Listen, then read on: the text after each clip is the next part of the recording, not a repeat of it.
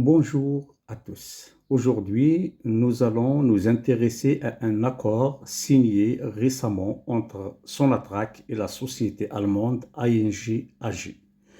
Le 17 juin dernier, les deux groupes ont signé à Alger un mémorandum d'entente pour explorer plusieurs domaines de coopération, notamment l'hydrogène et la réduction des émissions de méthane.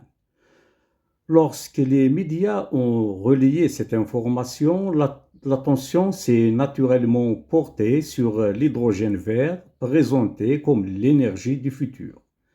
Mais pour cette vidéo, nous allons volontairement laisser ce sujet de côté.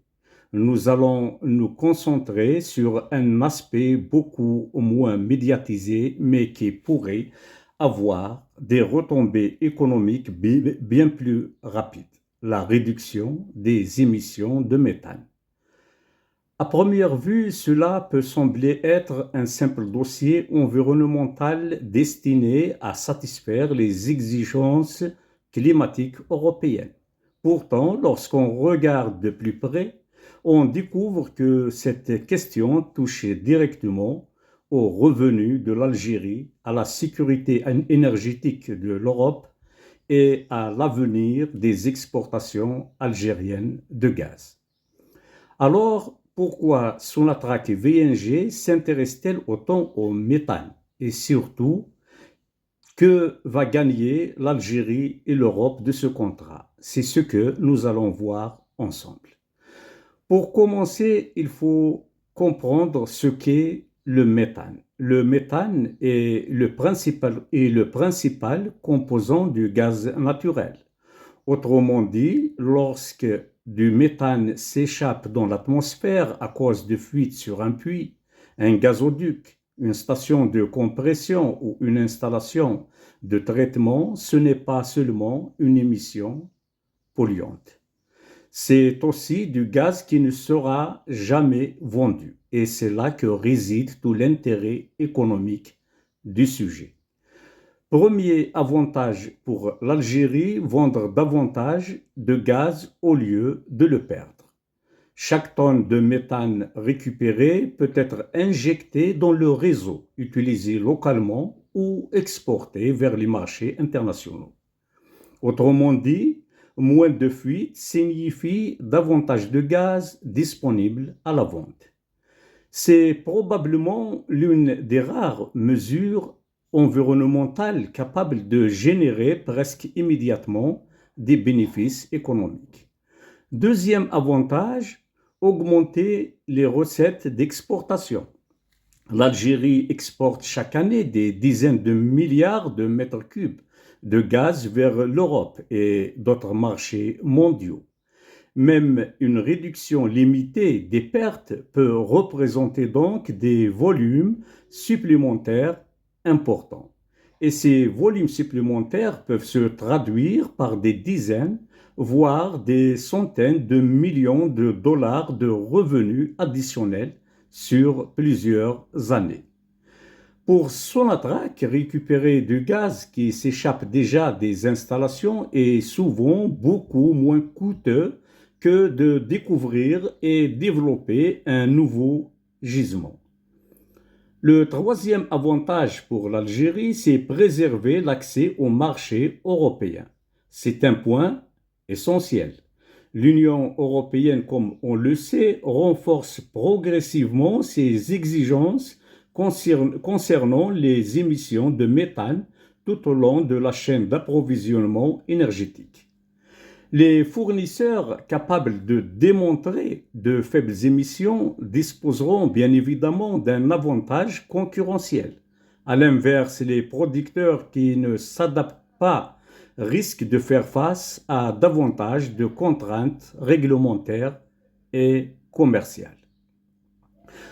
Pour l'Algérie, réduire les émissions de méthane n'est donc pas seulement une question environnementale, c'est aussi une manière de protéger ses parts de marché dans son principal débouché commercial, à savoir l'Europe. Le quatrième avantage, c'est attirer des financements internationaux. Les projets visant à réduire les émissions de méthane bénéficient souvent du soutien de banques de développement, de fonds climatiques ou de mécanismes de financement liés à la transition énergétique. Cela peut permettre de financer, bien sûr, une partie des investissements nécessaires pour moderniser les infrastructures gazières. Le cinquième avantage est de réduire les coûts d'exploitation. La lutte contre les fuites passe généralement par une meilleure surveillance des installations, une maintenance plus efficace et une détection précoce des anomalies. Cela améliore la sécurité des sites, limite les pertes et réduit les coûts liés aux incidents techniques. Mais si les bénéfices pour l'Algérie sont relativement faciles à comprendre, une autre question mérite d'être posée. Pourquoi l'Europe s'intéresse-t-elle autant à ce sujet? Après tout, les émissions de méthane dont nous parlons se situent principalement sur le territoire algérien. Alors pourquoi des entreprises et des gouvernements européens investissent-ils autant d'efforts dans ce domaine? La première raison est climatique. Le méthane est considéré comme l'un des gaz à effet de serre les plus puissants. Sur une période de 20 ans, son impact sur le réchauffement climatique est largement supérieur à celui du dioxyde de carbone. Pour les experts du climat, réduire les émissions de méthane est l'un des moyens les plus rapides de ralentir le réchauffement de la planète.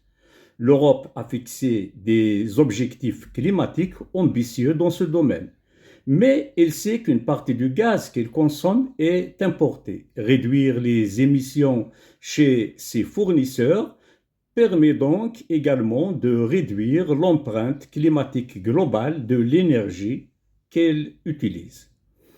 La deuxième raison est énergétique. Depuis la crise provoquée par la guerre en Ukraine, l'Europe cherche à sécuriser davantage ses approvisionnements en gaz.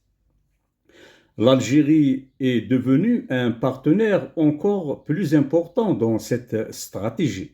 En aidant à réduire les pertes de méthane, les Européens contribuent indirectement à augmenter les volumes de gaz disponibles sans qu'il soit nécessaire de développer immédiatement de nouveaux champs gaziers.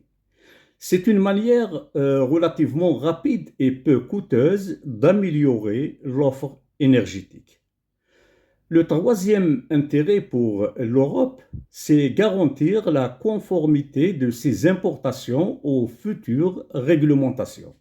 Bruxelles prépare depuis plusieurs années un cadre réglementaire de plus en plus strict concernant les émissions de méthane associées au gaz importé.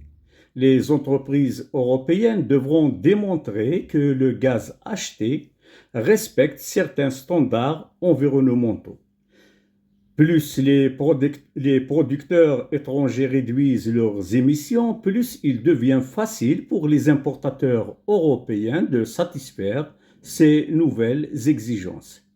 Le quatrième avantage, c'est stabiliser le marché énergétique. Lorsqu'un producteur perd une partie de sa production à cause de fuites, il réduit les volumes réellement disponibles sur le marché. À l'inverse, récupérer ce gaz permet d'augmenter l'offre sans investissement massif dans de nouvelles capacités de production.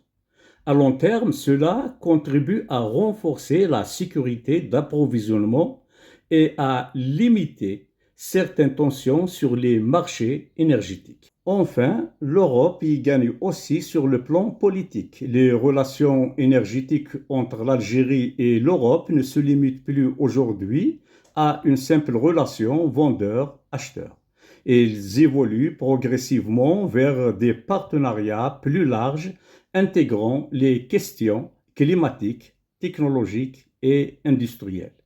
La coopération sur le méthane s'inscrit précisément dans cette nouvelle logique. Au final, disons que ce dossier illustre parfaitement une situation où les intérêts des deux parties convergent. Pour l'Algérie, réduire les émissions de méthane signifie davantage de gaz commercialisable, davantage de revenus, une meilleure compétitivité et un accès renforcé au marché européen. Pour l'Europe, quant à elle, cela signifie un approvisionnement plus sûr, un gaz moins émetteur de carbone, une meilleure conformité aux nouvelles réglementations et une contribution à ses objectifs climatiques. C'est donc plus qu'un simple projet environnemental, c'est un projet économique, énergétique et stratégique. Et contrairement à certains grands projets qui nécessitent des années avant de produire leurs premiers résultats, les bénéfices liés à la réduction des fuites de méthane peuvent apparaître relativement rapides. C'est probablement ce qui explique pourquoi cette coopération entre Sonatrach et VNG pourrait devenir l'un des volets les plus concrets et les plus rentables de leur partenariat. Merci d'avoir suivi cette vidéo. Si vous l'avez trouvée utile, n'hésitez pas à la partager et à me dire dans les commentaires si vous pensez que la réduction des émissions de méthane représente aujourd'hui l'un des leviers les plus sous-estimés de la coopération énergétique entre l'Algérie et l'Europe. À très bientôt pour une nouvelle analyse. Au revoir.